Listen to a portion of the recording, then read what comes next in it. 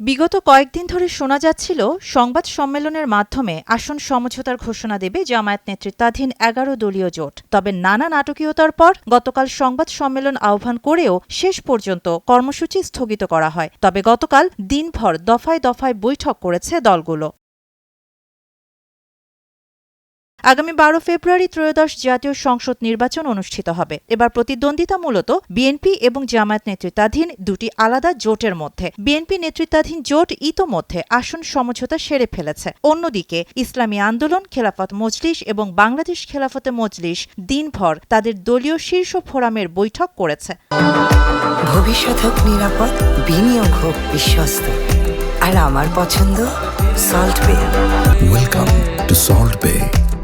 বৈঠক শেষে একদিকে ইসলামী আন্দোলন ঘোষণা করেছে তারা এখনও এক বক্স নীতিতে অটল রয়েছে, আর খেলাফত মজলিস আসন সমঝোতা নিয়ে তাদের অসন্তোষের কথা জানালেও জোটে থাকার ঘোষণা এখনও অব্যাহত রয়েছে। তবে তারাও ইসলামী আন্দোলনের সাথে জোট থেকে বের হয়ে যেতে পারে বলে গুঞ্জন রয়েছে। এর সাথে বাংলাদেশ খেলাফত আন্দোলন এবং বাইরে থাকা আরও কিছু দল নিয়ে আলাদা ইসলামী জোট গঠনের চিন্তাও রয়েছে বলে জানা গেছে।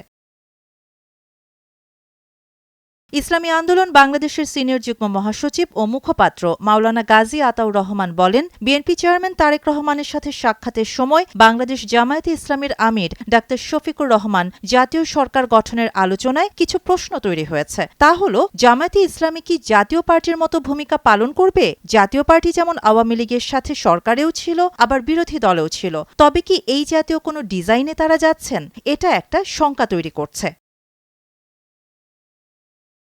এদিকে আসন সমঝোতা নিয়ে অসন্তোষ প্রকাশ করেছে খেলাফতে মজলিসও। দলটির মহাসচিব মাওলানা জালালউদ্দিন আহমদ নয়া দিগন্তকে জানিয়েছেন, কিছু কারণে এখনও সমঝোতা আটকে আছে, তবে জোট অটুট থাকার ব্যাপারে আশাবাদী তিনি।